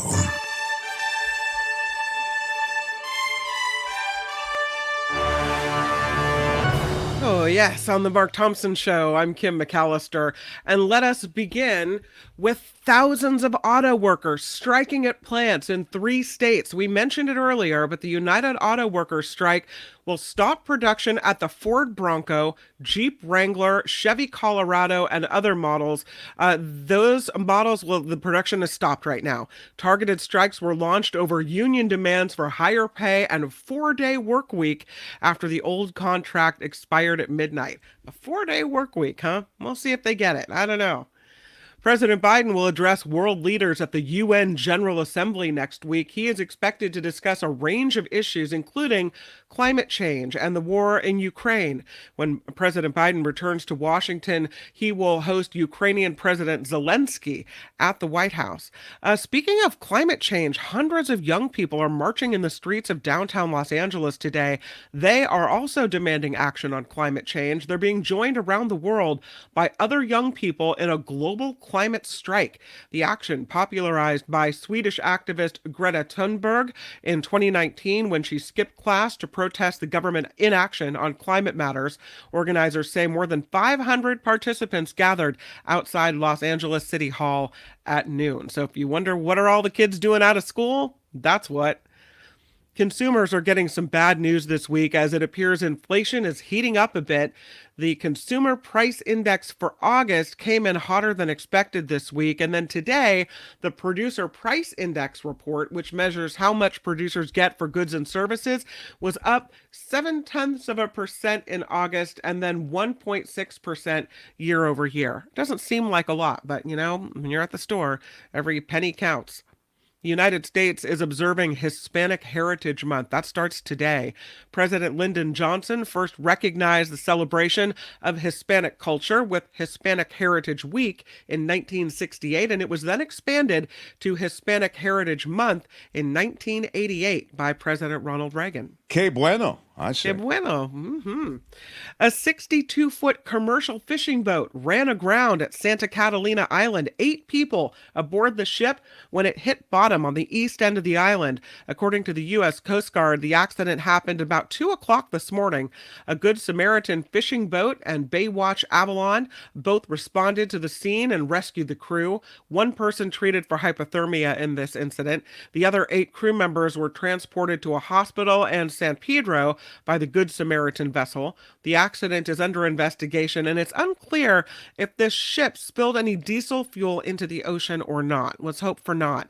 Santa Catalina Island lies southwest of Los Angeles. It is one of California's Channel Islands that stretches from San Diego County to Santa Barbara County. Of course, beautiful Catalina Island. Who knew, though, those boats are so tricky? I didn't know that there was any danger involved. Well, there's always danger involved. Oh, there it is. Okay. There's always danger. The owner of a gym in downtown Los Angeles says her landlord is giving her until the end of the month to remove an iconic mural from the building's wall. This mural depicts Lakers legend Kobe Bryant and his daughter Gianna, both with angel wings and halos. Tourists stop to take pictures next to this mural. The gym owner says the mural is a work of art. It has cultural significance to the community. There is a petition now to preserve the mural circulating on change.org. The landlord has yet to make a public statement. This mural, painted in 2020, 2 weeks after Kobe Bryant, his daughter Gianna, and 8 other people died in a helicopter crash in Calabasas. What do you think? Take the mural away? Keep it? Yeah, it seems odd that you would make a big deal out of this for the reasons you've said, the sentimental reasons. On the other hand, you are a landlord, and maybe you don't like the fact that they just did this mural without checking with you, you know? Yep. That's a tough spot, to be honest. It's very tough. I mean, does it seem like if it's the gym has this building or leases the building from you for as long as they are tenants, you know, that they should be able to have the mural there, and when they cease being tenants, you can paint it over if you want. Sure, you're right. I mean, I think that's an interesting point. They pay the rent, their tenants, and as a result, they control the space. Yeah. I mean, it's a building, though, so they're not the sole residents, or are they? I don't know. It might be. I agree with you, though, essentially. Look, they're good tenants. This is a beloved figure in Los Angeles. Right. Really, you want to, as they say, die on that hill? Do you want to really make that big a deal out of it? Yeah. Maybe it's fading and starting to look a little shabby after a couple of years. 3 years old. I don't know. Former Anaheim Mayor Harry Sidhu is expected to plead guilty to a federal corruption charge, or many of them today. He has been charged with obstruction of justice, wire fraud, and lying to federal investigators. Former Mayor Sidhu is accused of conspiring to benefit from the now canceled sale of Angel Stadium from the city of Anaheim to the Angels. Sidhu was caught on tape saying he expected $1 million campaign contribution from the Angels in exchange for information he secretly provided during negotiations. He faces a total of up to 35 years in prison. Wow. And by the way, Albert, they're asking in the chat whether or not they can see the mural that Kim is talking about. Oh, I'm sorry. I didn't do the pictures. It was wine day on the Nikki Maduro show, so I'm a little... I so you're a little drunk, a little buzzed, are you? A little bit of drunk news moving on. That's all right. Okay. Anyway, Albert, maybe you can rally it. When one show affects another, this is how it goes. It's wine day every day at Albert's house, so maybe not. That's okay. I don't know if it's going to happen or not. Oh, this report is sponsored by you, which means we rely on you to crowdfund The Mark Thompson Show. Please find us at themarkthompsonshow.com, themarkthompsonshow.com, and we appreciate it. I'm Kim McAllister. This is The Mark Thompson Show. Ladies and gentlemen, I'm Shadow Stevens. This is the Mark Thompson Show. Keep it to yourself. Come on, it's our big Friday show. So excited to get a chance to see everybody, have everybody in. In fact, many newcomers to the show. There are ways to share the show. We do breakout videos, we do breakout shorts, and if you can share them to your Facebook page, there's a little share button there. You click it. You share to Facebook, you share to whatever social media platform you might have. You can say, hey, I watched the show, you should subscribe, they're good people, whatever you want to say. It helps us grow the show. And growing the show is such a slow process, but we are growing. And we just passed 13,000 subscribers. And as I always say, it's because of you guys. So thank you for helping us grow this show, which is this hybrid radio TV type thing. It's both a visual show, but it's also very downloadable as a podcast and just audio only. In any case, thank you for sharing it. It's a great way to help us, as I said, grow the show and to support the show. Even if you cannot contribute and be among our Patreon or PayPal contributors, you can help us that way. Now on Fridays, this man, longtime observer and participant in music and movies and writing of all sorts of films, television as well. There's nothing that he doesn't sit through as a dedicated critic of media. He is the Culture Blaster. He comes and goes on a rainbow. How about it for the great Michael Snyder, everyone? What's up, Michael Snyder? Happy weekend, Mark. Always a pleasure to be here with the head of the Thompson Crime Syndicate family, Thompson Family Crime Syndicate. You keep hearing about it in the news. People Joe Box and Little Anthony. Casting aspersions, amid all these high-profile split-ups and relationship traumas. I'm afraid I, too, must announce my impending divorce from reality because, hey, it's the weekend. Happy hour starts right after 12 noon, and we're already deep into it. I will ding aspersions. Thank you. Okay, yeah, fine. Go ahead. As long as I am getting divorced from reality, I want to wish everybody a happy, high, holy day. Because I get it. That's what this weekend is. Where are my weed smokers Happy at? Rosh Hashanah to our Jewish friends, and happy Rosh Hashanah to our Canadian rock friends. Because, Geddy Lee and Rush is a Canadian. The weed, is there a kosher weed? Where are my weed smokers or is at? it you have to... depends on the rabbi. I see. Okay. What's he blessing and how's he blessing it? What is that incense?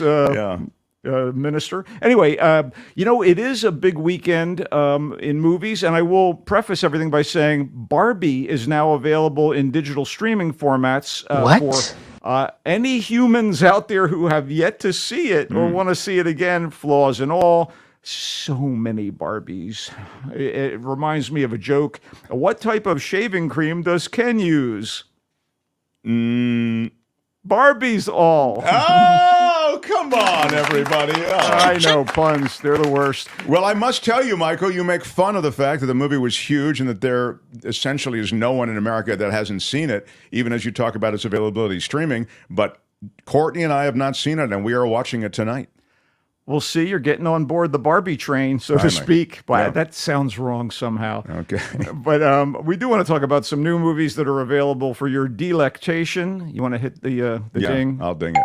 Go ahead. Thanks. I feel just a hell of a lot better. Yeah. A Haunting in Venice is perhaps my favorite of the three Hercule Poirot movies directed by and starring Kenneth Branagh.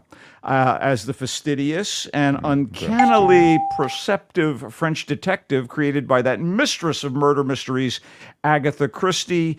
Like its Branagh as Poirot predecessors, Murder on the Orient Express and Death on the Nile, it's a period piece, only this time it's a post-World War II setting on Halloween in one of the most romantic and potentially spooky cities on the planet, Venice. You don't want to walk into a canal late at night and never be heard from again. So when a murder occurs at a seance, which is set up on All Hallows Eve to contact the ghost of a young woman whose death was ruled a suicide, atmospheric fun is in store. So an older and more deliberate Poirot appears to be in retirement mode. He shuns new cases despite a line of potential clients outside his Venetian dwelling every day. But then an American mystery writer he knows shows up in Venice and invites him to the seance at a decaying palazzo for debunking purposes. Oh, I see. And he can't resist. As played by Branagh this time, Poirot seems weary. He's older. But then the dark doings get his juices flowing. He's a reluctant hero, isn't he, Michael? Pretty much. He wants to just busy he himself wants to kick with. it. I don't know. He's busy eating escargot or something. I don't know. He is French, right? The cheeses are so distracting. Anyway, as in Branagh's previous Poirot movies, there is a splendid international cast playing a who's who of well-to-do and possibly ne'er-do-well victims and or suspects. They include Kelly Riley, so good on Yellowstone now.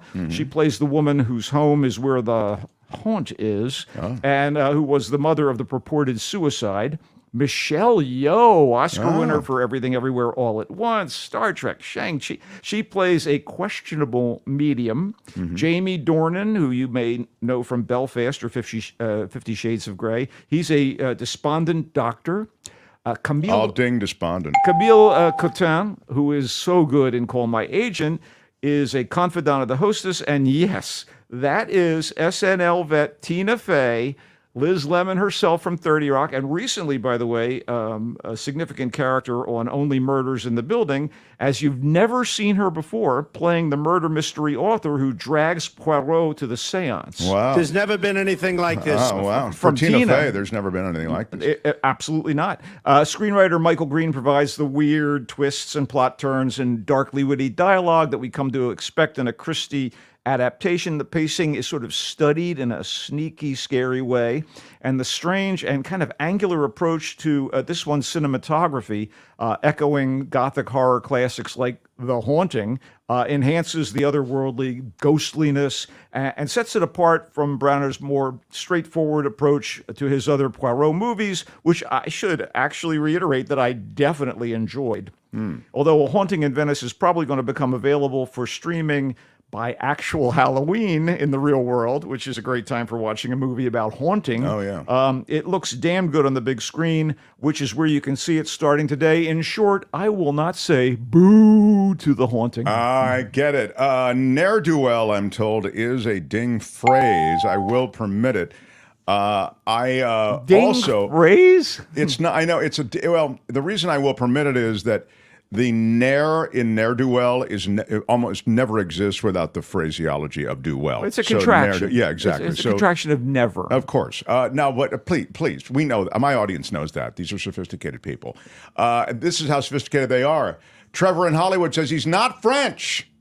He's Belgian. He's Belgian. Poirot is Belgian. Oh my God! They're all over you on this. French speaking. Yes. I'm so sorry. He is Belgian. Which means. Would you say my bad? My bad. My bad. You know what? Honestly, I apologize for that. Number one. Number two. That means rather than escargot, he's having pomme frite and mussels. Oh, very good knowledge. All right. I misspoke. Okay. I did. Sorry. Oh, thank you, audience. Anyway, the always compelling and ever versatile actor Gael Garcia Bernal broke out in the Mexican hit buddy picture Y Tu Mama Tambien, scored big in other films, but he's probably best known in the States as one of the stars of the romantic dramedy series Mozart in the Jungle, and now he gives one of his most accomplished performances to date in Cassandro. So Saul Armendariz, a gay amateur wrestler from humble origins in El Paso, Texas, created the character of Cassandro, who's kind of a sort of Liberace of Mexican wrestling, which, in case you are among the uninitiated, is a coming together of athletic achievement and broad theatrics, kind of like U.S. pro wrestling. Mexican wrestling is known as lucha libre and traditionally features masked wrestlers with unique identities, such as the master of them all, the silver-masked Santo, and his heir, son of Santo. But the generally macho sport also features what's known as exoticos, who are, if I may, on the flamboyant side. They're like the glam rockers of Mexican wrestling with a lot of drag influences, and were long derided and insulted by fans, not to mention never allowed to win the predetermined matches. Oh, of course not. Yeah, macho culture, right? Derided and flamboyant, please. That all changed in the late 1980s when Cassandro rose from the amateur ranks in Juarez, El Paso's sister city across the border. In the movie Cassandro, which is directed and co-written by Roger Ross Williams, we're introduced to Armendariz, his long-suffering single mom, his closeted lover, a savvy female wrestler who trains him, an entrepreneur who believes in him, and the estranged religious father who was ashamed of having a gay son. And this is based on the trailblazing Armendariz's life and career, but liberties are taken. Still, what's pretty dead on is how he overcame obstacles and rose to fame, how he helped to change the perception of the exoticos, and how he became a hero in lucha libre, even if Cassandra plays fast and loose with various aspects of the Armendariz biography. His bravery and his positivity come through, and the movie's climactic big-time match is as exciting as you could hope a finale to be, with a lovely coda to boot. Most of all, Gael Garcia Bernal, he's fantastico as Cassandro. Kudos to the music supervisor on the film, who filled the score with lots of cool Mexican pop tracks from the late 80s and early 90s, as well as the Hispanic version of Blondie's Call Me, sung by Deborah Harry herself. Wow, is that right? Yeah, Cassandra was in theaters this weekend, but next week will be available for streaming on Friday via Amazon Prime Video. I think I'm going to check that out, actually. I'll wait for the streaming probably. But coda is a ding word, and kudos I will ding. So go ahead. Seriously? Yeah. Oh, my God. Anyway, look, I'm all about beauty and whimsy, so I was pretty satisfied by the beautiful and whimsical animated feature, The Inventor, co-directed by Jim Capobianco and Pierre-Luc Grandjean. It's an absolutely wonderful mix of animated styles, mostly stop motion, but with bursts of 2D animation popping up at certain junctures in the story, examining the late-in-life achievements and struggles of the maestro of Italian Renaissance art and invention, Leonardo da Vinci. So as the inventor begins, Da Vinci's prickly relationship with Pope Leo is further undermined by the fact that he would rather investigate the inner workings of the human body, including autopsies and stuff, and puzzle over the nature of life and the soul, than build war machines for the Vatican. Vatican does not want you trying to figure out the soul. Right. That's anathema. Hit the ding. Well, anathema is it, but it's also it's the world. That's the world of the spiritual, religious world that they already have a handle on. So they say. Yeah. So Da Vinci and his assistants leave Italy when King Francis invites him to join the court of France, where the artist hopes to construct an ideal city that he's designing as the culmination of his career, along with cutting up dead bodies procured by his team in order to understand our biological mechanics. Of course, so you see his team cutting up, digging up bodies? Quasi grave robbing. Animated grave robbing. Yes, of course. So King Francis wants to impress his fellow European kings with a mammoth Da Vinci designed statue and whatever else Leonardo can fashion to honor his patron. But Da Vinci is consumed with his own plans and dreams, which means conflict ahead. Okay, the voice cast for the inventor is really something else. Led by the eloquent Stephen Fry as Da Vinci. Stephen Fry from Fry and Laurie, and eloquent all day. He's just a massive comedic talent and dramatic actor. Is this you said whimsy? There's a comedic sort of line through this whole thing? Absolutely. Okay. You get speaking of which, you get the perfectly braying Matt Berry from What We Do in the Shadows and Toast of London as Pope Leo, and his voice performance is just fantastic there. Daisy Ridley from the Star Wars movies as the forward-thinking French Princess Marguerite, and oui, Madame Marion Cotillard as Louise de Savoy, the mother of King Francis. It's somewhat of a history lesson and a bit of Leonardo bio that also muses on serious philosophical questions, but it does all that with grace and charm and a visual splendor, as well as some rather amusing and ear-friendly musical numbers. So there's some music involved as well. How long is it, Michael? 90 minutes max. Okay. Although not hyped up and not earth-shattering. I mean, it's still a gentle confection that I found to be more than inventive enough to recommend. The Inventor. I get it. Inventive and inventor. It's in theaters, and it's going to play well at home, too. I hate to just say that, but these movies look good up on the big screen. All three of them do. Especially, as you say, it's a beautiful film. I get from what you're saying. Confection, I will ding. The television, you have a TV tip for us? I do, as a matter of fact, because I'm that guy, of course. I know some people have gotten off it and don't care about it that much, but I watched The Walking Dead. I guess we can call it the flagship series of this, post-apocalyptic zombie sci-fi thingy. Right. I watched it to the bitter end. And I'm watching The Walking Dead Daryl Dixon, which is new on AMC. It is a miniseries spun off of The Walking Dead, and this one centers on Norman Reedus and his resourceful, insanely durable, hard-charging biker character, Daryl, who is an accomplished zombie killer, or he wouldn't still be, running around in this thing. Sure. And he washes up on a French beach in the first episode, and you're wondering, how the hell did Daryl, good old boy from the South, end up on a French beach? And soon thereafter, he meets a plucky nun, played by Clémence Poésy of the Harry Potter movies. Do they explain how? They explain how? Of course they do. It's flashback. It's unfolding slowly. Okay, all right. Anyway, the two of them run afoul of a criminal gang, and they have to somehow transport a kid that the nun and her convent sisters think may be the Messiah. Maybe, maybe not. Through zombies, criminals, lunacy. The French countryside. It's shot in France with a lot of French actors, and it's a different flavor from the original Walking Dead, but it's good old Daryl. And so I was totally on board, man. Talk about fish out of water. Daryl in France. I know. He has a little French guidebook and one of those little French to English dictionaries. Oui, oui, madame. Yeah. Things to see between seeing zombies. Killing zombies. By the way, Dead. The zombies also in France have a Michelin guide as to who they're going to eat. Oh, that's good. what brains are on the menu and such. It's a fascinating. It's very, very different. The Walking Dead, Daryl Dixon, the latest iteration of The Walking Dead. Michael likes it. The Inventor, beautiful, whimsical. Stephen Fry, Matt Berry, Marion Cotillard. Oui, again. He likes the visual style of The Inventor. He likes the story of the ultimate inventor, Leonardo da Vinci. And a bit of a rebel. Mm-hmm. And there it is. I can't wait. That's a week away from streaming, right? It's in theaters, and I think you said it'll be. I think in October. Okay. I'm not really sure about the absolute date. Cassandro, the Gael Garcia Bernal vehicle, the gay amateur wrestler.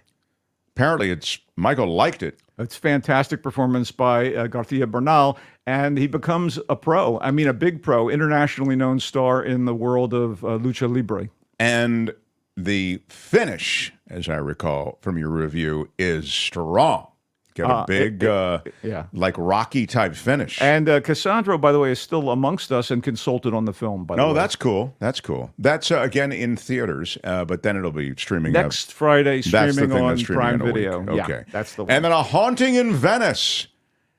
It's the Brana helmed and led vehicle that takes the role of Poirot again.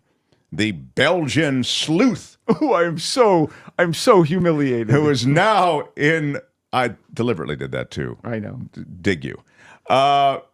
He is now in Venice, and he's a reluctant.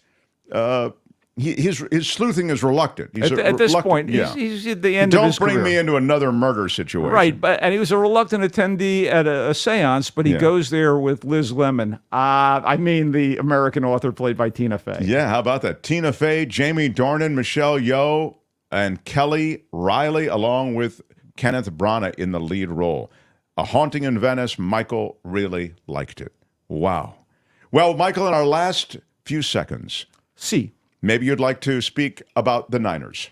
Well, my team looks powerful. Shockingly enough, there are so many disbelievers all across the nation, people who just hate San Francisco, hate the 49ers, hate their success, hate their legacy and history.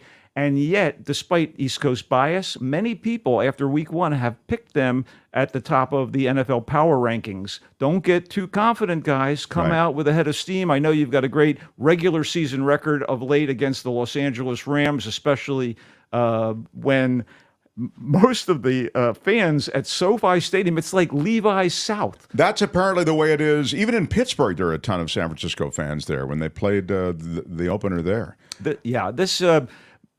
Let's put it this way. Matthew Stafford is not Kenny Pickens. This is a completely accomplished professional quarterback who's been doing this for a long time. It's not going to be as easy. And you got Aaron Donald trying to sink his teeth into Brock Purdy on the on the 49ers. A serious pass rush. And I think this is a real test. And yeah, those who wrote off the Rams are wrong. They're the real thing. They're certainly better than people assumed after what they did to the Seahawks this past weekend. I just want to say, yes, sir, how excited I am that football season is back, because even though the Giants are actually right now in a tie for the last wild card slot, who really knows how things are going to go over the next 2 weeks when they have to face the Dodgers? I'd love to see them in the postseason, even if it's only for one round. It would be great. In the meantime, go team, go Giants, go Niners, and of course, go the Mark Thompson team. We always have a great Michael's time. got his Mark Thompson Show mug, and I trust that's in a place of honor, sir. Thank you for being with us every Friday. He comes and goes on a rainbow, the Culture Blaster. Oh. Bye, Michael. Have a great weekend, all. Yeah. The Mark Thompson Show. Seems incredible that we've reached the end of this. Kim, you have any closing remarks? It's the end of a week that I think you've really stepped up admirably, particularly early in the week when you had to helm things yourself. Yeah, sitting in the captain's chair. I'm just glad you're back. I'll have a great time on the show with you. No, thank you. I enjoy you too. What in the world are you doing? Okay, are we going to do anything special to mark our 1 year of having the show on? It's very funny that you mentioned this, because I was thinking about this just last night. Mm-hmm. I don't know. I'm open to suggestions. We should do something. Take the day off would be Albert's suggestion, of course. Very on brand for Albert to suggest that. Albert, thank you. Vegas, maybe. We should do something, though. So let's think about what to do, Kim. Okay. Yeah. You could be helpful in helping us, and so could the audience. Maybe the audience is a suggestion. So this thing has been dragging on and on and on. It's been a year, as Kim says. It's been dragging on for a year. So this thing has been dragging on and on and on. I like how it's come together. I think it's wonderful. Yeah, and it's always evolving, and we're going to, it'll always be improving, and we're working on things all the time. You know what I did want to say? Someone asked to see the mural picture of that gym in Southern California. Yeah, do you? And I did manage to find it. Yeah, it is a really cool mural. That's cool. I don't see what the problem would be with that mural. It's really cool. Yeah. Boy, that's a tough landlord who wants to get rid of that or get rid of the tenant. I don't see winning that argument if you're the landlord. But, I mean, these are tough times, Kim. It's easy to... It really is a piece of art. I'd be sorry to see it go. Yeah, me too. Well, I'm sorry to see the show go away even for the weekend. I think we're just kind of hitting stride. Thank you, everybody who has supported the show, continues to support the show, for hitting us with a thumbs up. Smash it with your iron rod. The after party live is going down with Kim and John. That's right. Yeah, it's very exciting. I know. Kim does not chit herself. She only chits others. You chit me. That's what happens. I chit you. That's exactly right. I know. We'll do it live. I'll write it and we'll do it live. Exactly. The after party live is next. If you haven't, you can check out our many videos on our page, The Mark Thompson Show, and we're back Monday. Great guest on Monday and a great week ahead. So looking forward to another week here. I'm Shadow Stevens for The Mark Thompson Show. Bye-bye. Thank you all. Out of time. Bye-bye. Until Monday. Bye-bye.